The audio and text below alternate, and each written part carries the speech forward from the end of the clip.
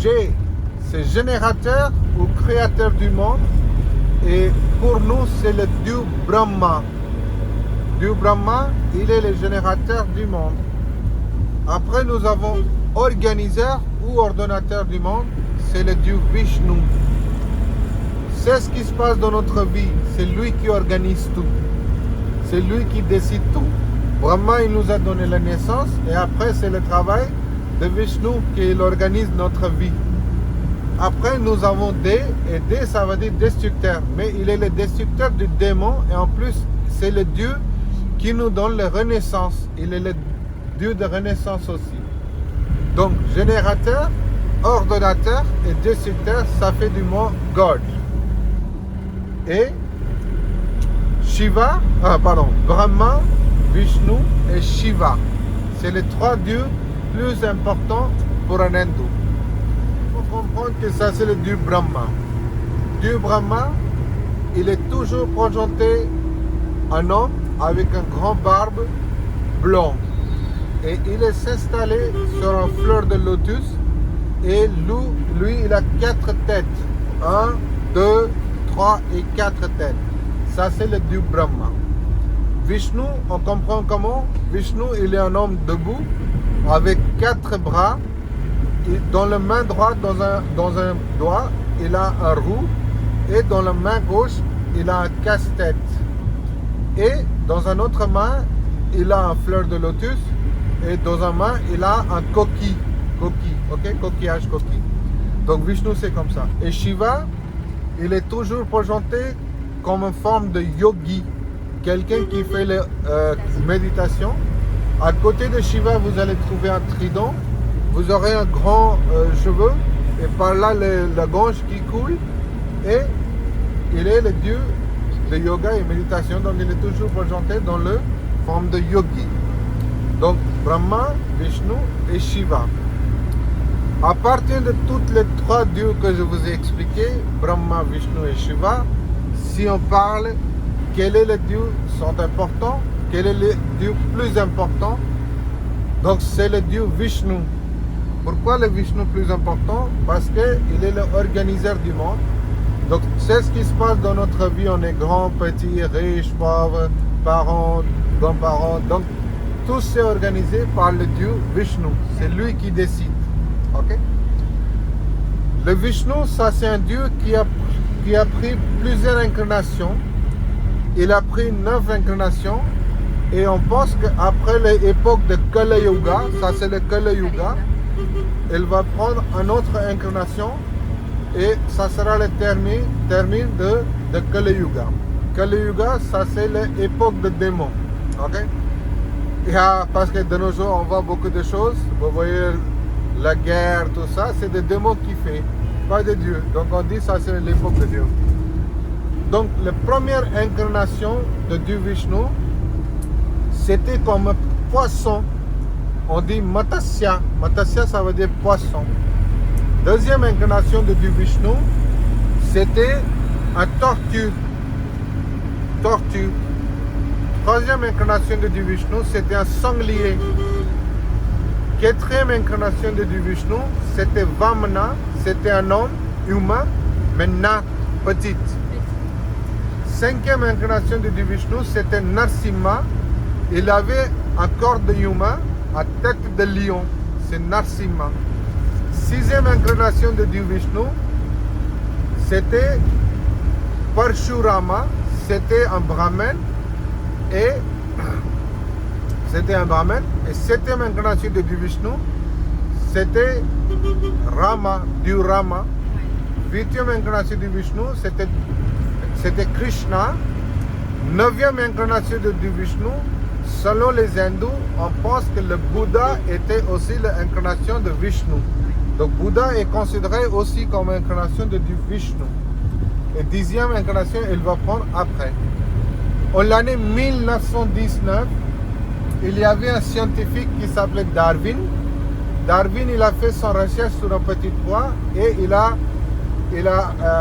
dit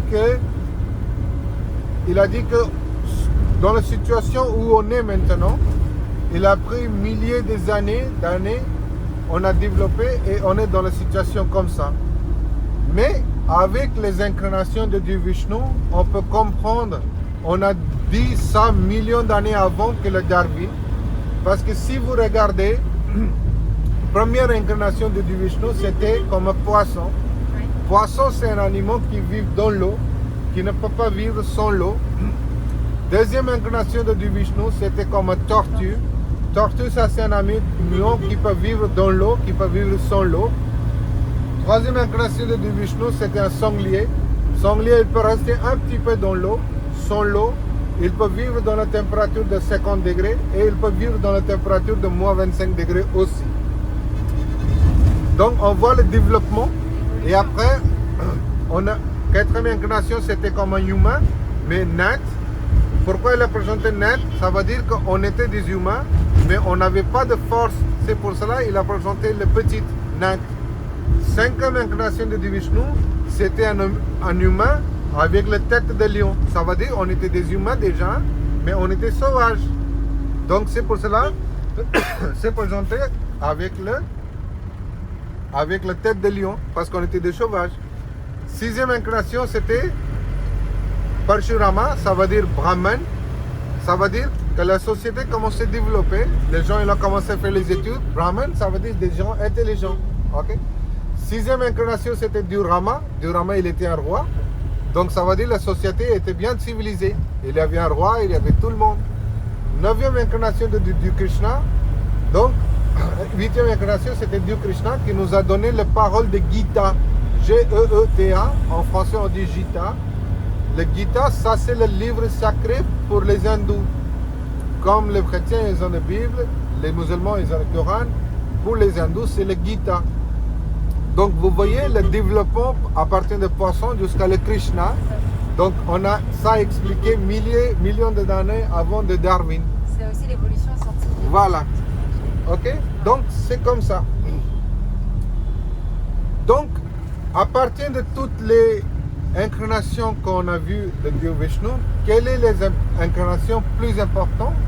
Ça c'est l'incarnation de Dieu Krishna. Parce que Dieu Krishna, il nous a donné une parole de Gita dans une guerre. Et c'était une guerre entre 5 cousins et entre 100 frères.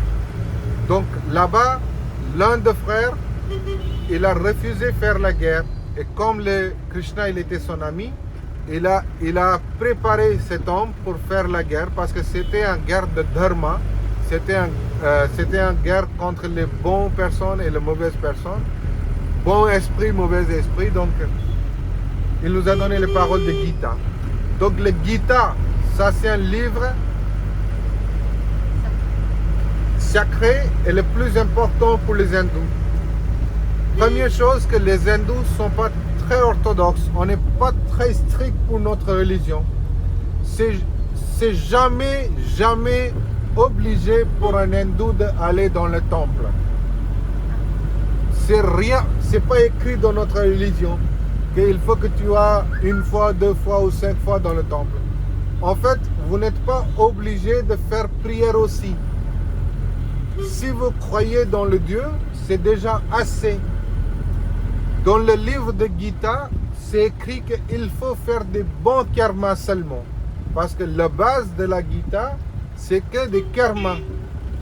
Et c'est écrit là que si on fait de bons karmas, on trouve de bons résultats. Si on fait de mauvais karmas, on prend le mauvais résultat. Et il n'y a pas de paradis ou l'enfer selon le Gita. Le paradis de l'enfer, c'est ici. Si on fait de bons karmas, on aura une bonne vie. Si on fait de mauvais karmas, mauvais résultats, mauvaise vie. En plus, chez les hindous, chacun nous avons des temples à la maison, mais on n'est jamais obligé de faire la prière. Par exemple, si je suis installé là, je ne suis pas allé à la temple aujourd'hui, si je fais comme ça, mon Dieu, sauvez-moi, pensez pour ma famille, c'est assez. Parce que même si vous faites les prières 10 fois à la maison, et si vous ne faites pas de bon karma, c'est nul. Donc, bon karma, ça c'est important. Donc, la question c'est que, qu'est-ce que c'est le bon karma? comment on trouve ça c'est un bon karma ou mauvais karma? Donc selon les hindous, respecter les parents, ça c'est le plus grand karma. Parce que si on a de parents, si on ne garde pas bien, si on a besoin de médicaments, le médecin, vous voyez, si on n'a pas bien soigné à eux, on n'a pas gagné de bon karma. Respecter les parents et vous voyez, rester vivre avec les parents, ça c'est considéré un sacré karma chez nous. C'est pour cela, comme je vous ai expliqué hier, que jusqu'à les parents sont vivants, on essaye de vivre avec eux. Et après, voilà, on peut faire comme on veut, mais jusqu'à ils sont vivants, voilà. Deuxième chose, si quelqu'un il a faim et on le donne la nourriture, ça c'est considéré sacré aussi. Si quelqu'un a soif, on donne à boire, ça c'est considéré sacré aussi.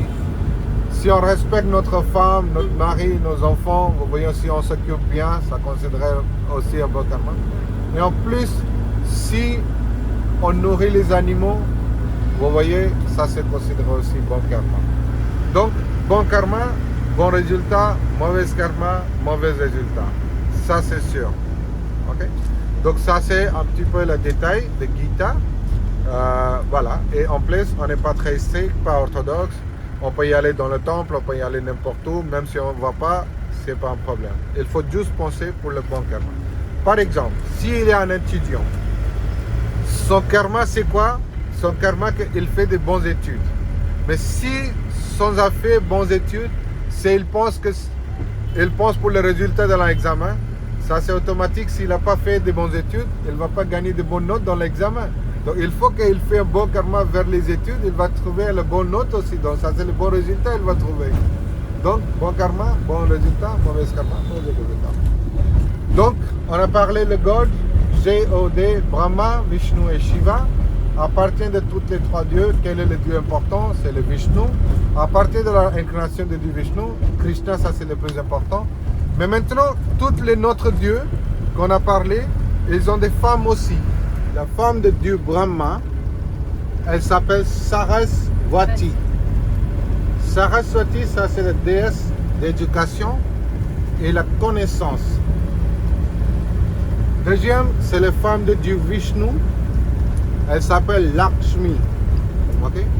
Lakshmi, ça c'est la déesse de l'argent et de la fortune. Et femme de Dieu Shiva, elle s'appelle Parvati. Mais Parvati, c'est une déesse qui a pris plusieurs corps, plusieurs incarnations. Donc si vous avez entendu la déesse Kali, déesse Durga, déesse Parvati, c'est la même femme. Pour tuer les démons dans les différentes époques, elle a pris les différents corps. Donc elle est surnommée comme Kali, comme Durga, comme Parvati. Et elle est la déesse de la force. Chez nous, on dit que les femmes sont plus importantes parce que vous voyez, les déesses, elles ont le pouvoir. Par exemple, si on n'a pas d'éducation et connaissance, si on est fou, on ne peut pas faire quelque chose. Si on est bien éduqué, on a beaucoup de connaissances, mais si on n'a pas d'argent, on ne peut pas faire grand chose. Pour commencer un commerce, tout ça, on a besoin un peu d'argent pour vivre facilement. On a besoin de l'argent. On a l'éducation, on a les connaissances, on a l'argent, mais on n'a pas de force. Ça veut dire si on est handicapé, on ne peut pas faire grand chose. Donc dans notre vie, on a besoin de la bénédiction de toutes les déesses aussi. Donc quand on vénère du Shiva, on ne vénère pas du Shiva toute seule, on vénère de déesse Parvati avec lui. Quand on vénère du Vishnu, on vénère la Lakshmi aussi avec lui, donc comme ça on peut avoir les bénédictions de toutes les deux. Ok? Donc Saraswati, Lakshmi et Parvati. Saraswati, elle est présentée une dame au blanc sur un fleur de lotus et il a un sitar dans son main. Sitar, ça c'est la guitare indienne. Okay? Lakshmi, elle est toujours présentée debout et deux éléphants. Il fait les bénédictions, vous voyez, Il fait comme un parapluie à côté de Lakshmi. Et Parvati, elle est présentée sur le lion ou le noir, comme ça, Durga et Kali. Donc, c'est présenté comme ça. Donc, ça, c'est le dieu principal, Vishnu, Shiva, Brahma, Saraswati, Lakshmi et Kali ou Parvati. C'est le dieu principal. Mais après, nous avons plusieurs dieux déesses, comme je vous ai dit, 33 dieux déesses. Ça veut dire le feu, ça c'est aussi un dieu. Le vent, ça veut dire air, ça c'est un dieu. L'eau, ça c'est aussi un dieu. Indra, ça c'est aussi un dieu. Donc on a plusieurs dieux. Mais de nos jours, les gens ils ne parlent pas, même ils ne vénèrent pas. Donc on vénère plusieurs dieux, déesses en plus. Donc nous avons un dieu singe qui s'appelle Hanuman. Nous avons un dieu éléphant qui s'appelle Ganesh. Donc je vous raconte une petite histoire de dieu Ganesh, vous allez comprendre, il est important comme le dieu. Le dieu Ganesh, il est deuxième fils de dieu Shiva. Shiva, il a deux fils. Premier c'est Kartikeya, deuxième c'est Ganesh. Donc Ganesh, ça c'est le fils de dieu Shiva, mais dans la vérité, ça c'est seulement le fils de Parvati. Il n'est pas le fils de Shiva direct. Ça c'est le fils de Parvati. Comment? Parce qu'autrefois, quand le Shiva il faisait ses méditations aux montagnes de Himalaya, sa femme Parvati, elle vivait toute seule à la maison et elle a eu peur de sécurité. Donc un jour, avec le sable, elle a créé un enfant, elle a formé un enfant et elle a donné la vie. Comme ça, Ganesh, il est né. Donc quand il est né, sa maman est commandée qu'elle a peur, donc il faut qu'elle fasse le garde de la maison. Donc c'est pour cela, le dieu Ganesh, il est le gardien de la maison. Sur les portes principales de la maison en Inde, on voit il y a une statue ou une image de dieu Ganesh parce qu'il est le gardien de la maison. Donc il a commencé à faire le garde. Après beaucoup de jours, quand le Shiva il est revenu chez eux, il a vu qu'il y a un petit gamin qui faisait le garde. Et le Shiva qui ne savait pas que ça c'est le fils de son femme ou ça c'est son fils, il a voulu entrer. Mais le Ganesh qui ne savait pas aussi que ça c'est son père, il n'a pas permis. Donc il y avait la guerre entre les deux. Et Shiva, il est comme le dieu destructeur, il était en colère. Il a coupé la tête de ses enfants. Et le Ganesh, il est mort. Quand le Ganesh est mort et quand sa maman elle est venue savoir que son fils est tué par son mari, elle était en colère. Elle a commencé à détruire le monde. Donc à ce moment-là, tous les dieux ils sont allés chez le Vishnu pour faire la protection de eux parce que c'est le Vishnu qui décide tout, c'est lui qui organise tout. Donc les dieux ils ont dit c'est à cause de vous on est dans la situation comme ça, il faut que tu sauves notre vie maintenant. Donc le Vishnu il est allé chez le Parvati, il a essayé d'expliquer que vous n'êtes pas seule maman qui a perdu ses enfants. Il y a beaucoup de mamans dans le monde entier tous les jours qui perdent ses enfants, donc pourquoi tu fais que ça? Ça c'est nécessaire qu'une fois si on est né on va mourir. Donc pourquoi tu fais ça? Elle n'a pas compris. Elle a dit j'aimais beaucoup mon fils et tout ça, je veux mon fils, tout ça, donc elle a fait tout ça. Donc Vishnu a dit que toutes les moments, il aime ses enfants. Ne fais pas comme ça, mais elle n'a pas compris. Donc après, Vishnu il a commandé qu'il faut chercher un seul moment qui n'aime pas ses enfants. Et si tu trouves quelqu'un comme ça, il faut amener leur gamin ici. Les dieux sont allés, ils n'ont pas trouvé un seul moment qui n'aimait pas ses enfants. Donc, Vishnu a commandé, il faut chercher des animaux qui n'aiment pas ses enfants. Ils sont allés, ils n'ont pas trouvé. Même les animaux, ils aiment ses enfants. À la fin, ils ont trouvé une éléphant femelle qui dormait dos à dos à ses enfants. Parce que l'éléphant, il a des grandes jambes, grands pieds. Donc c'est dur de dormir face à face. Hein. En Inde, les femmes, jusqu'à les enfants, ils dorment avec le maman. Le maman essayait de dormir face à face. On ne dort pas dos à dos avec nos enfants jusqu'à les enfants sont petits. Donc ils ont trouvé un éléphant femelle qui dormait, vous voyez, dos à dos avec ses enfants. Donc les éléphants, les dieux, ils ont pensé peut-être ça c'est le maman qui n'aime pas ses enfants. Donc ils ont amené le petit éléphant chez le Vishnu. Et Vishnu, il a coupé la tête de petit éléphant et il a mis sur le corps de Ganesh. C'est comme ça, le Ganesh, il a la tête d'éléphant. Il a eu la deuxième vie et comme ça, il a eu la tête d'éléphant. Et Vishnu, il a donné la bénédiction au Ganesh qu'il sera le dieu de commencement.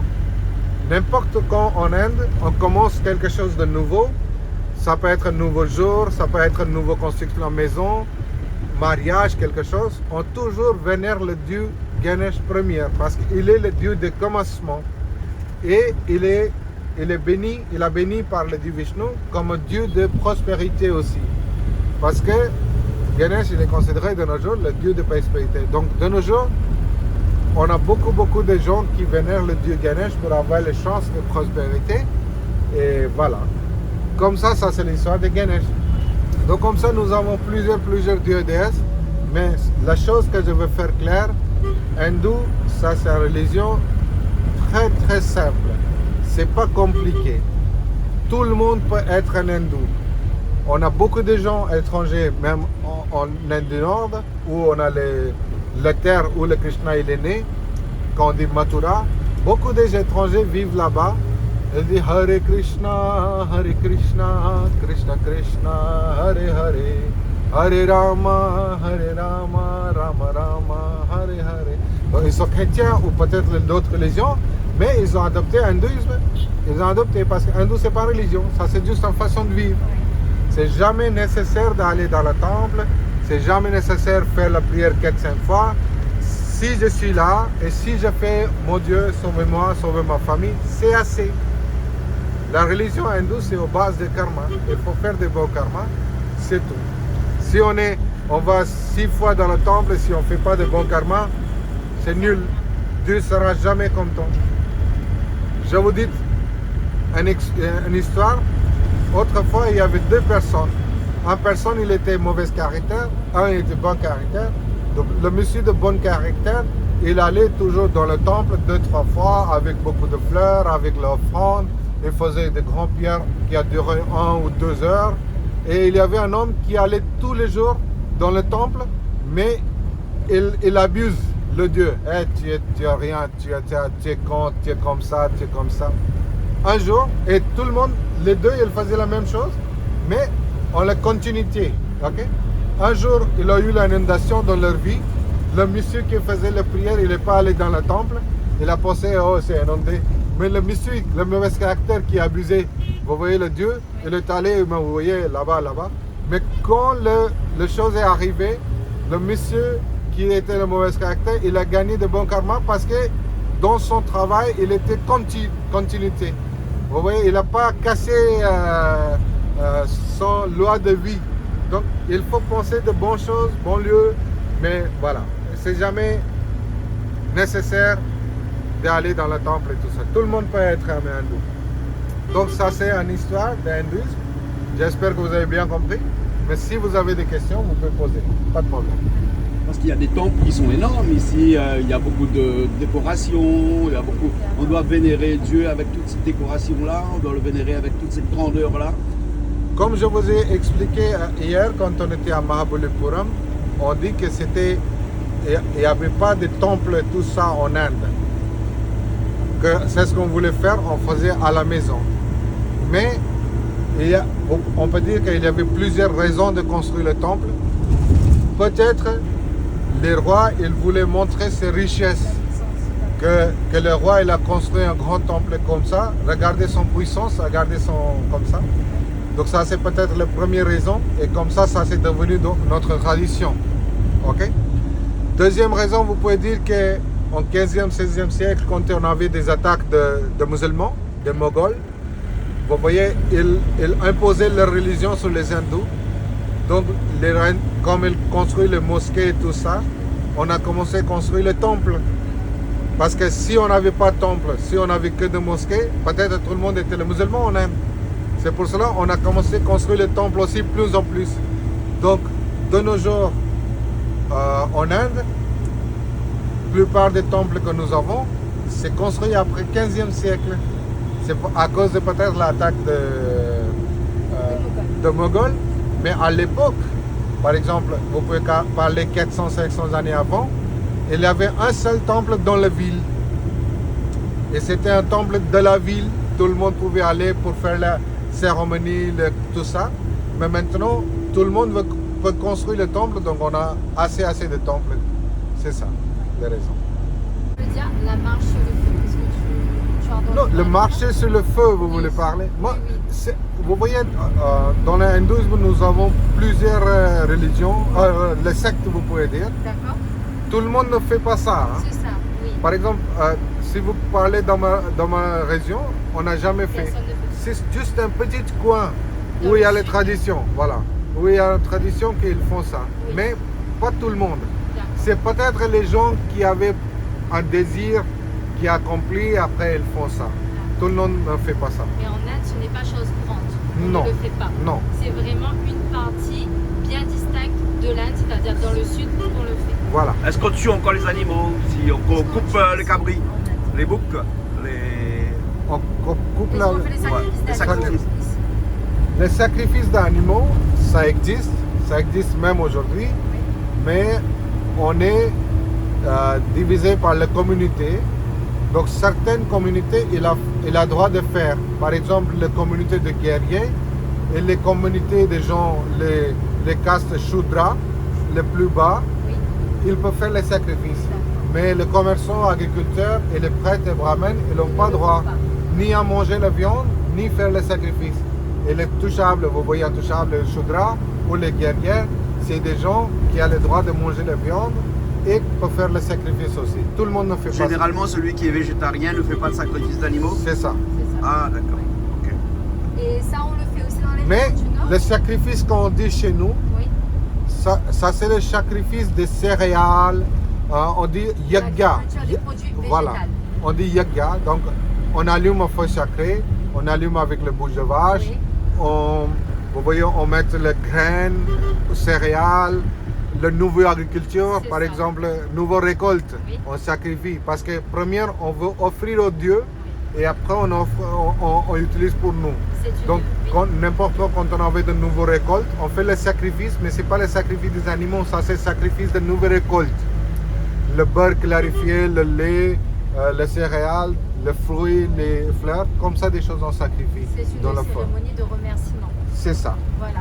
Et est-ce que c'est surtout dans le sud qu'on retrouve des sacrifices d'animaux? Puisque dans le nord, il n'est pas vraiment question de ça. Non, ici on en a quand même, mais ça dépend sur lequel jour. Par exemple, le mois prochain, en Inde du Sud, on a une grande fête de Pongal. Oui, Et à ce moment-là, ils font le sacrifice de mouton, oui. chèvre et le sacrifice de buffle mâle. Le fait mal. Voilà. Et même les gens qui sacrifient les animaux, ici, on ne mange pas les femelles. Même le poulet, Oui. on mange toujours le coq. On ne mange pas les poulets femelles. Oui. Ok? Il y a des gens qui mangent le buffle parce que les vaches sont interdites à tuer. Oui. Donc, on mange le buffle, mais toujours le buffle mâle. Donc, un Indien peut manger du bœuf à condition que c'est le mâle. C'est buffle, je dis, le Buffle. buffle mâle. Mais pas, C'est- pas, c'est pas les hindous, c'est les musulmans qui mangent. Ah, ouais, Les d'accord. musulmans et chrétiens qui mangent le buffle. Hindous, non. Non. Mais parce que, vous voyez, dans certains pays, ils mangent les vaches et on a fait interdit. Donc, on a ouvert une petite fenêtre que vous pouvez manger le buffle mâle. Par exemple, quand on mange le mouton et le chèvre, c'est toujours le mâle qu'on mange. On ne mange pas les femelles. Voilà. Les femelles, jamais. Parce qu'en Inde aussi, on avait vu qu'il y avait une organisation qui avait été créée justement pour punir les Indiens qui mangeaient du bœuf et qui faisaient des transports illégaux de bœuf et qui les emmenaient de région en région. C'est ça, c'est ça. Vous voyez, il y a beaucoup de vaches en liberté. Oui. Et nous avons vous voyez, le mauvais caractère de société qui kidnappent, vous voyez, des Oui, c'est vaches ça. comme ça, qui sont en liberté, et l'envoient dans le camion. Et la plupart des vaches, elles passent la frontière, ils vont dans le Bangladesh pour couper. C'est ça. Alors, En ce sont Inde, des ils ne vaches tuent sacrées. pas, donc ils vendent ça au Bangladesh. Voilà. Donc c'est pour ça qu'il y a des sociétés qui ont commencé à travailler, parce que sinon on va perdre toutes les vaches femelles. Et comme ça on aura les autres vaches, parce que pour un Indien, beurre, lait, yaourt, des choses sont importantes, comme la plupart de la population c'est végétarien. Hein, 70% de la population c'est végétarien, donc on a besoin de lait pour avoir les protéines et tout ça. Donc on a besoin de lait. Hein. Donc il faut protéger quand même les vaches femelles. Qui est sacré, qui est comme la mère. C'est ça. Et moi, si je veux manger de la viande, du poulet, je mange que le coq, ça va. J'aurai pas de problème. Voilà. Ils vous servent toujours le coq. Voilà, je mange le coq alors. Voilà. Pas la poule. Pas la Pas la poule. poule. Moi, je mangerai plus la poule. Voilà. Je mangerai le coq. Ça roule ma poule. C'est meilleur. Mais voilà. Moi, C'est moi, meilleur de toute façon le goût. Les meilleurs. Le goût est meilleur. Bah, moi, je peux pas. Là, je mange coq d'ailleurs. Là, toujours mange coq. De toute Ben, façon. donc, ça confirme ce qu'on pensait. De toute façon, ouais, chez Canal Austral, nous là-bas, nous élèvent que des coqs. Que des t'as pas coqs. vu? Ouais, Voilà. Donc, ben. c'est bon. Les vaches sont considérées sacrées en Inde. Il y a plusieurs raisons pourquoi les vaches sont considérées sacrées. Il y a plusieurs raisons. La première raison, la raison plus importante, parce que la vache est toujours associée avec notre Dieu qui s'appelle Krishna. Krishna, dans son enfance, il était un berger. Il avait plusieurs vaches. Donc les vaches sont associées avec le Dieu Krishna. C'est pour cela qu'il est considéré sacré. Deuxième raison, ça c'est la raison mythologique, qu'à l'époque il y a un démon qui a attaqué sur le paradis. Tous les dieux, ils ont eu peur, ils sont allés chez Vishnu pour avoir la protection. Donc Vishnu, il avait une vache, même dans le paradis, et elle a commandé cette vache qui s'appelait Kamdenu. Elle s'appelait Kamdenu. Donc quand le Vishnu a commandé, cette vache qui s'appelait Kamdenu, elle a ouvert son ventre et toutes les dieux ils sont cachés dans le ventre de la vache. Et après, quand le démon il est passé par là, ils sont sortis par le ventre de vache. Donc le ventre d'où on sort, ça c'est le ventre de maman. C'est pour cela la vache est considérée comme le mère. Ça c'est la deuxième raison. Troisième raison, c'est des raisons scientifiques. Parce qu'à la campagne, même ici au nord de l'Inde, l'Inde du Sud, dans la campagne, les gens ils peignent le fond de la maison avec le bouche de vache. Parce que si on peint la maison avec le bouche de vache, ça garde la maison frais de l'intérieur. En plus, le bouche de vache, c'est anti-moustique et anti-insecte. Si on peint la maison avec ça, le moustique et les insectes comme les arts et des insectes n'entrent pas. Donc ça c'est le bouche de vache. Deuxième, lait de vache. Lait de vache, c'est très léger. Donc pour les enfants et pour les vieux, c'est très facile à digérer. Et avec lait de vache, on fait le beurre, on fait le fromage, on boit le lait, on fait le yaourt. Donc lait de vache, c'est très utile. Tout est bon dans le lait. Troisième chose, scientifique raison, l'urine de vache. Oui. Moi, j'ai vu, quand j'étais petit, mon grand-père, il buvait l'urine de vache. Oui. Même dans le système médecine de Ayurveda, on prépare beaucoup de médicaments qu'on prépare avec l'urine de vache. 30 types de différentes maladies peuvent être traitées avec l'urine de vache distillée. De nos jours, c'est possible distiller. On utilise distillé. D'accord. Donc, le problème d'asthme, si vous voulez maigrir, problème d'asthme, sinus, poumon, le problème de le foie, Oui. tout est traité avec l'urine de vache, mais il faut goûter seulement 1 ou 2 cuillères par jour dans l'eau chaude, c'est Dans tout. l'eau chaude. Dans l'eau chaude, c'est tout. Première, deuxième fois, c'est difficile à avaler, mais après, quand vous prenez l'habitude, il n'y a pas de problème. Et pour les femmes enceintes, ils n'utilisent jamais l'urine de vache. Pour les femmes enceintes. Pour les femmes qui ont les règles de mois, ils ne font pas ça parce que ça chauffe le corps à l'intérieur. Ah. C'est pour cela, la reste. Donc il y a plusieurs raisons que les vaches sont utilisées par les Indiens, donc ils sont considérés sacrés.